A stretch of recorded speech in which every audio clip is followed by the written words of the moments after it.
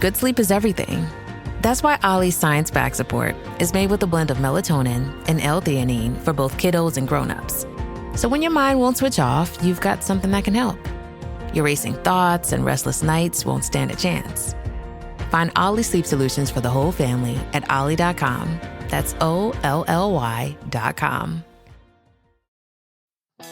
What does reducing stress mean, and why is it so important for your mental health? And what are some techniques and tips for reducing stress that actually work?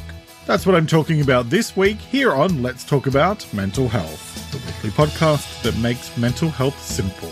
So get comfortable and let's talk.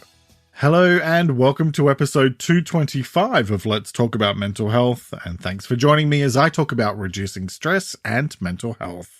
I'm Jeremy Godwin, and this isn't your regular podcast full of interviews and random opinions. I'm a mental health counsellor and writer, and each week I look at one specific aspect of better mental health, and I share simple and practical tips you can apply immediately, all based on quality research and my own experience of learning to live with anxiety and depression after a breakdown in 2011 that changed my life. In this episode, I'll be talking about what reducing stress means, why actively minimizing stress in your life is important, and how to reduce stress. So, let's talk. Is it just me, or does life seem extra stressful lately? I mean, there's always been stuff and shenanigans going on around us and within our own lives, but lately, it does feel a bit like someone turned the stressometer up to 11 and then broke the knob off. Back in January, the beloved Sesame Street character Elmo tweeted, "Elmo is just checking in. How is everybody doing?" And, well, it's safe to say the internet went a bit nuts. Tens of thousands of people replied, and the majority of responses were about feeling stressed, anxious, sad, angry, and fearful, leading the Cookie Monster to retweet Elmo's post and add, "Me here to talk it out whenever you want. Me will also supply cookies." Which, quite frankly, makes me feel very happy and a little less stressed, because who doesn't love Elmo and the Cookie Monster? Whether it's challenges at home, pressure at work, or even the struggle to get to work during rush hour, there are lots of different ways that stress can show up in our day-to-day life. Sometimes you're running so late that you're like the group The Bangles, who declared in their 1986 song Manic Monday, "And if I had an aeroplane, I still couldn't make it on time."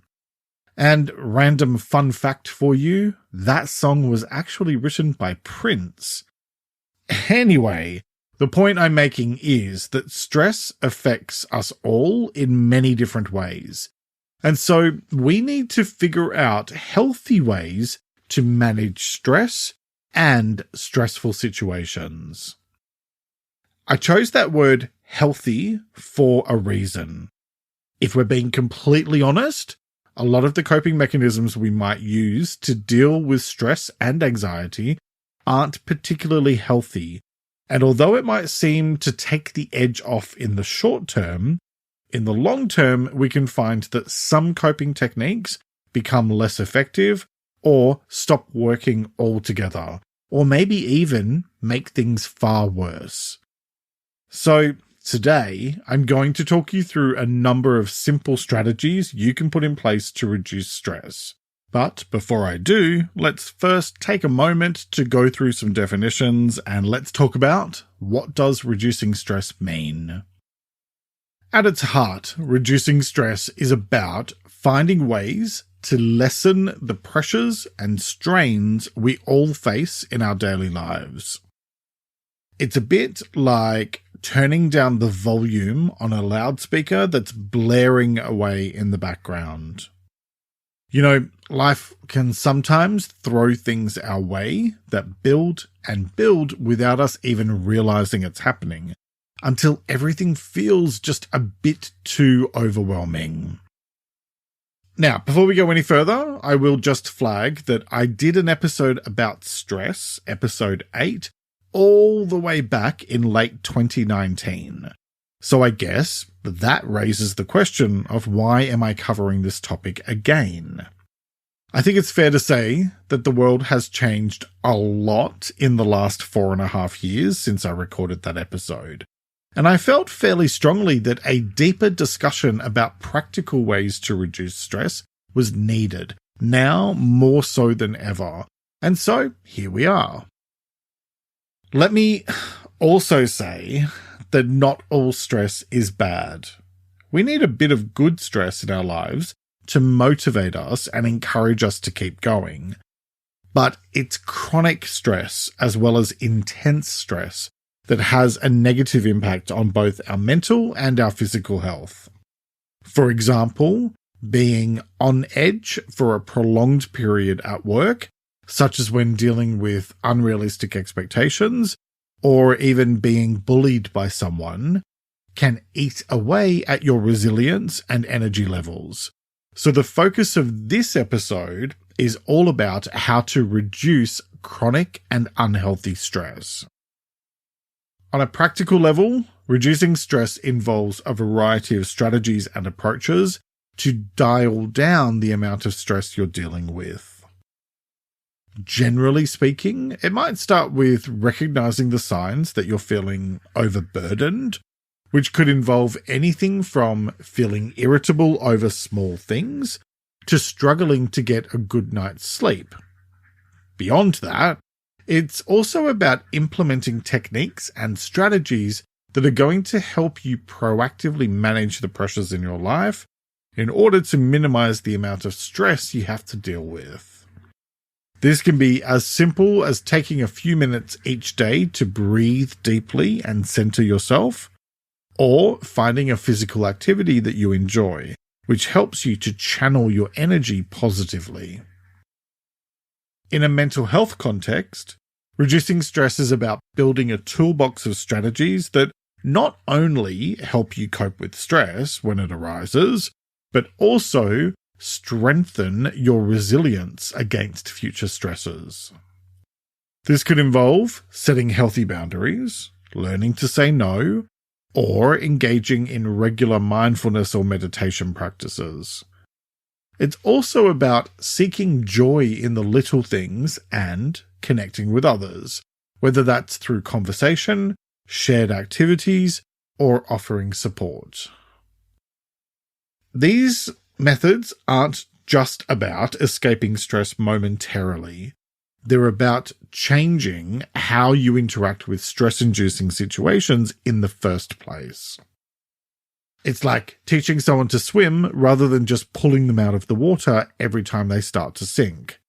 By developing a deeper understanding of what triggers stress for you and knowing how to navigate these waters, you can improve your overall mental health and well-being, making life's challenges more manageable and less daunting.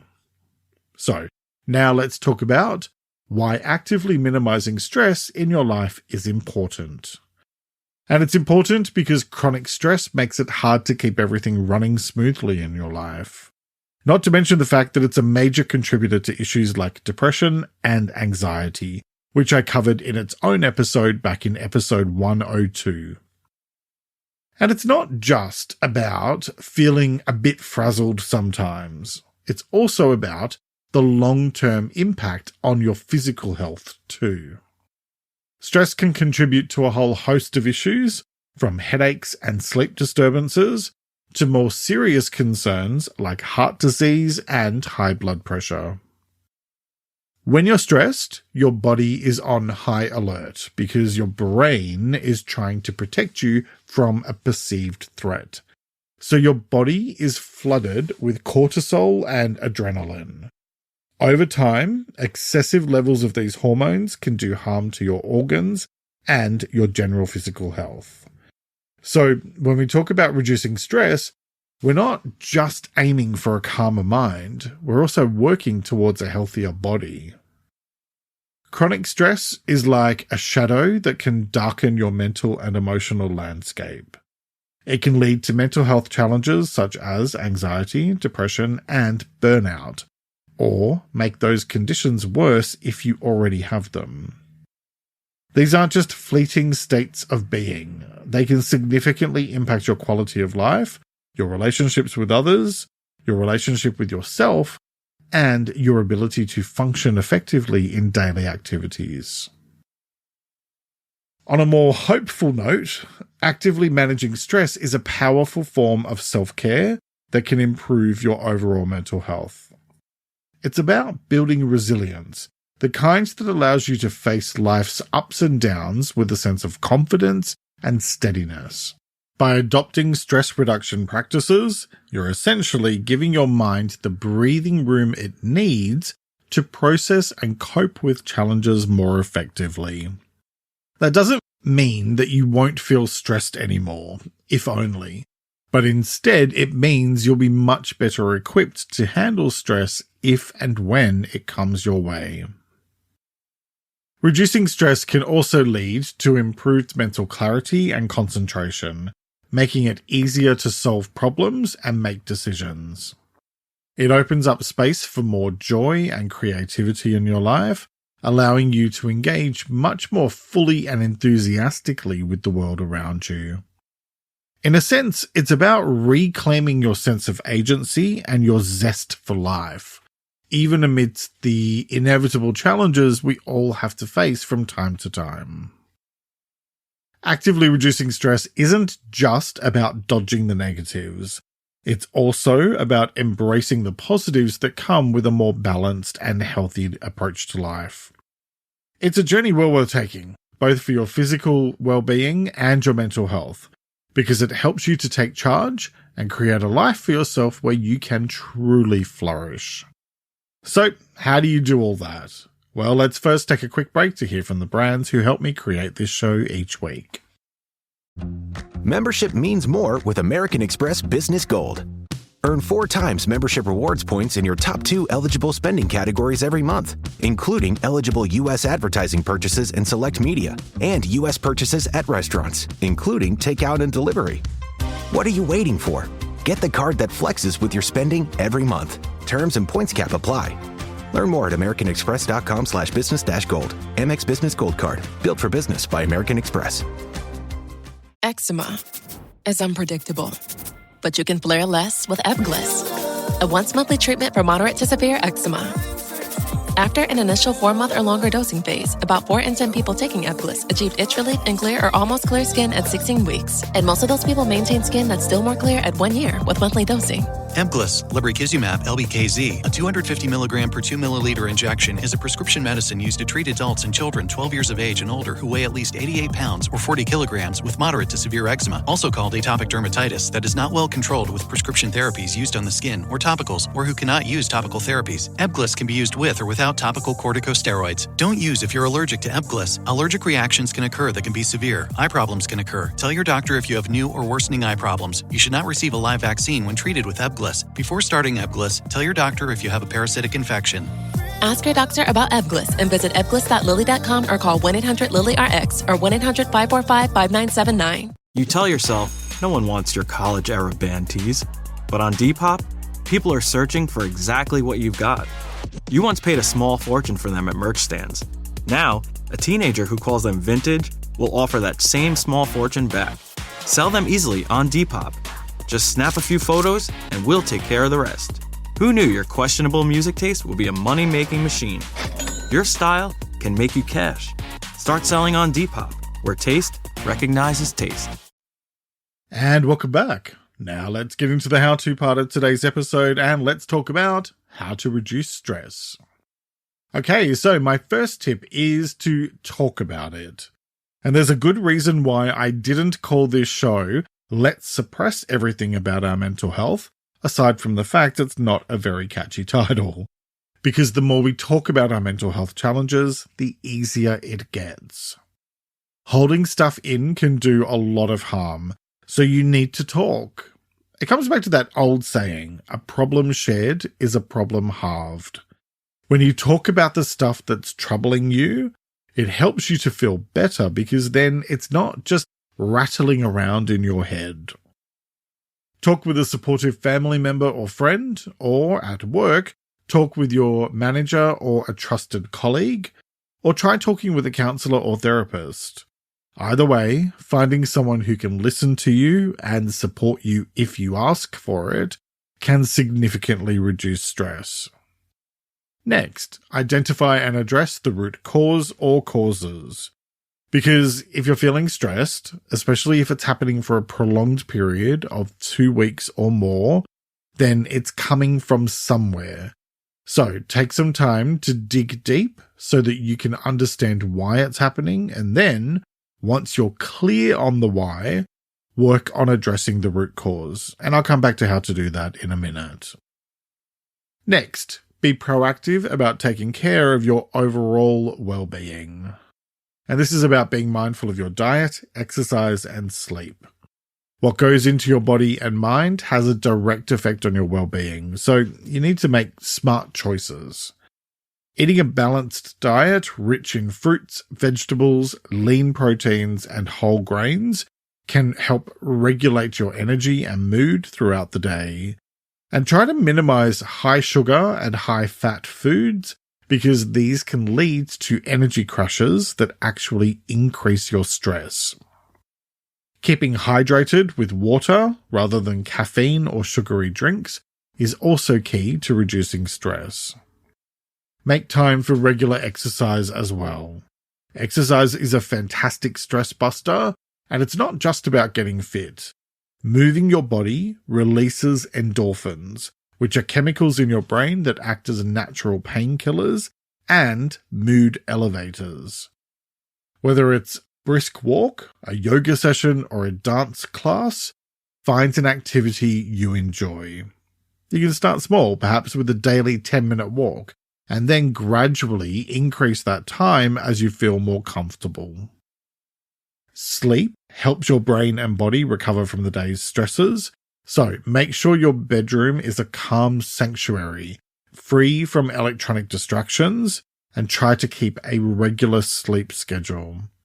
If you find it hard to switch off, consider a bedtime routine that includes winding down for 30 minutes before sleep, perhaps with a book or some gentle stretching.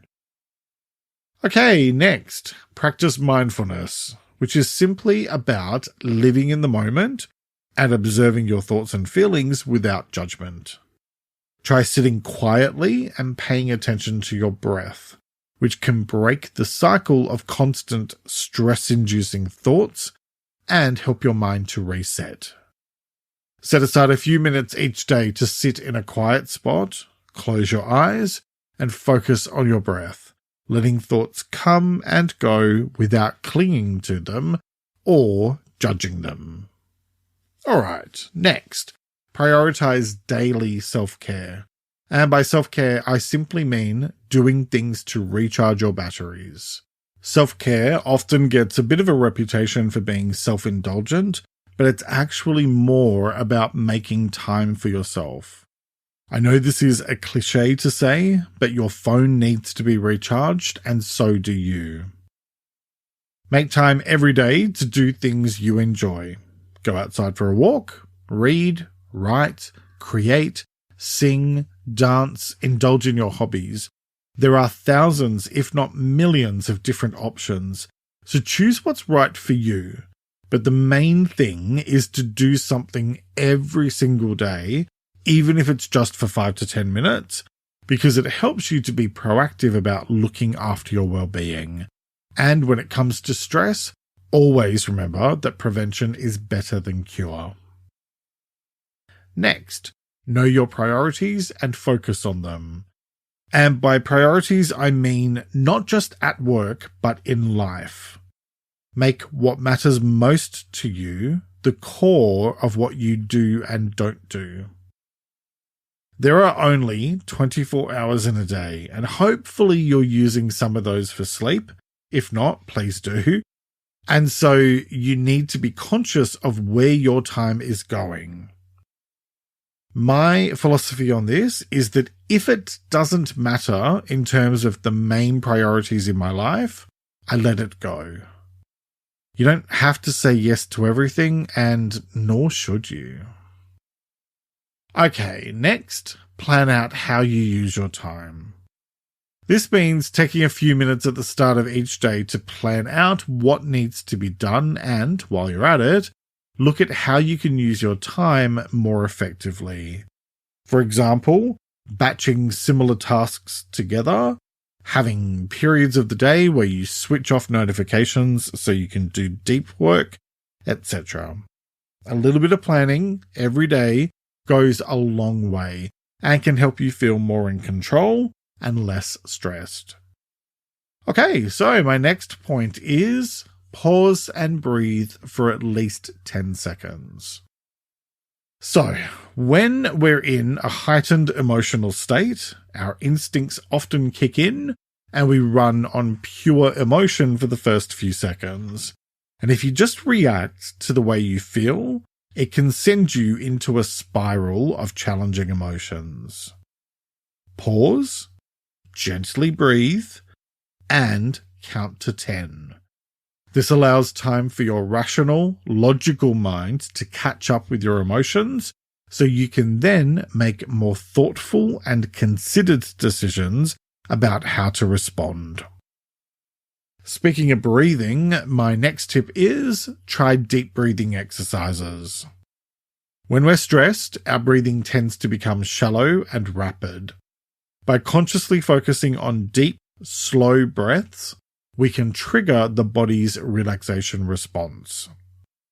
You can do this by sitting comfortably, inhaling deeply through your nose, letting your belly expand, and then exhaling slowly through your mouth. This helps to soothe you because it increases the supply of oxygen to your brain and stimulates the parasympathetic nervous system, promoting a state of calmness. Okay, my next tip is observe your thoughts objectively, because thoughts are not facts, but often we treat them like they are, especially if we're stressed or overwhelmed.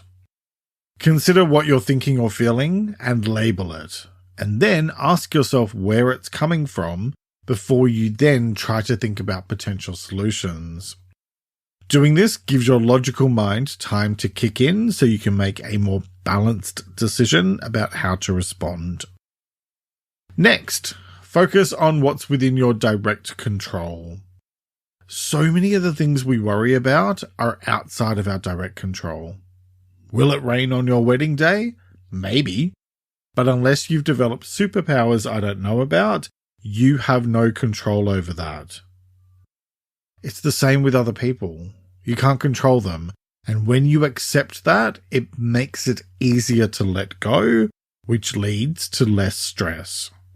Remember, all you can control is what you choose to do and say. Okay, next, release the energy. Because if that anxious energy stays inside you, then it will pick up speed and keep on bouncing around in your mind. So let it out. Do something physical, like walking or running, or grab a notebook and pen and just write and write and write until you run out of steam. Don't worry about what you write and don't go back and read it.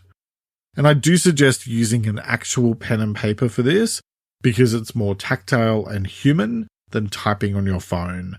And it also helps you to channel that energy out of your body. And next, identify your triggers and address them. And this is about really taking the time to understand what's going on and then tackling any issues. You may find it helpful to work with a professional like a therapist, counselor, or coach, depending on your needs and situation. Talking with friends and family is great, and that support is important.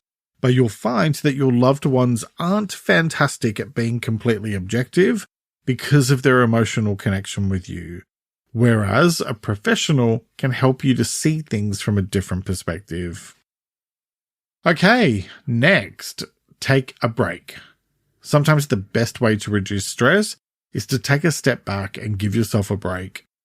This can be as simple as taking 5 minutes to move away from your desk, doing some light stretching, or maybe enjoying a cup of tea. Breaks help by giving your mind a rest from focusing on stressful things, allowing you to return to your tasks with a clearer head and renewed focus. Next, learn how to say no. Overcommitting is a surefire way to increase stress. Learning to say no is about recognizing your limits and not taking on more than you can handle. And I talked about how to do it back in episode 105.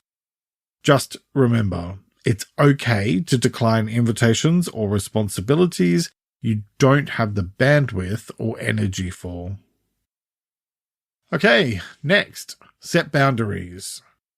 In our always connected world, it's crucial to set boundaries around work, technology, and even relationships.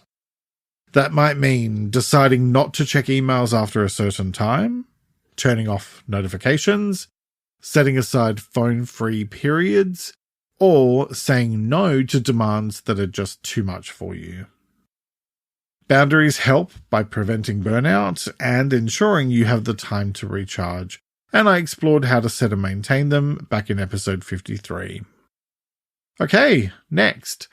Try creative outlets. Activities like drawing, painting, writing, dancing, knitting, and more can all help you to engage your creativity and find ways to channel feelings of stress.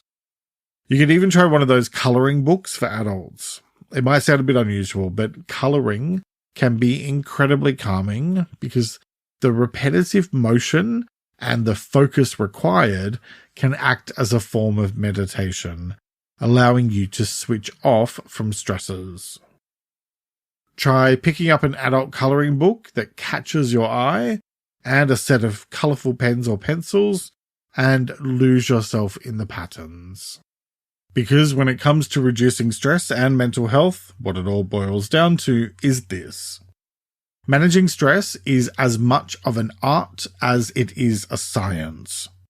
Finding what works for you takes time and probably some trial and error. But by being proactive and making your mental health and well-being your top priority, you can find tools and strategies that work for you and that help to keep stress in check so that you can get on with your life and find greater peace of mind. It's simply up to you to make the choice to prioritize a less stressful existence for yourself and then to do the work every day to make that goal a reality. The choice is yours, as it is with all things related to your well-being. So, what choice will you make today? Each week I like to finish up by sharing a quote about the week's topic, and I encourage you to take a few moments to really reflect on it and consider what it means to you. This week's quote is by philosopher and psychologist William James, and it is, "The greatest weapon against stress is our ability to choose one thought over another." Let me repeat that. The greatest weapon against stress is our ability to choose one thought over another. All right, that's nearly it for this week. What are you taking away from this episode? If you're on Spotify, you can answer in the Q&A section below. Otherwise, let me know on Instagram at LTA Mental Health or by commenting on the transcript, which you can have delivered to your inbox each week, along with my newsletter Thursday Thoughts. Sign up at ltamh.com or use the link in the episode description. And for more tips, follow me on my other Instagram account, it's Jeremy Godwin, and support my work, plus get early access to ad-free episodes on Patreon for just a small amount each month. Next week, I'll be talking about self-pity. It's not uncommon to have those days where we feel a bit sorry for ourselves, or when we think the world is harsh and unfair, especially when we're going through tough times.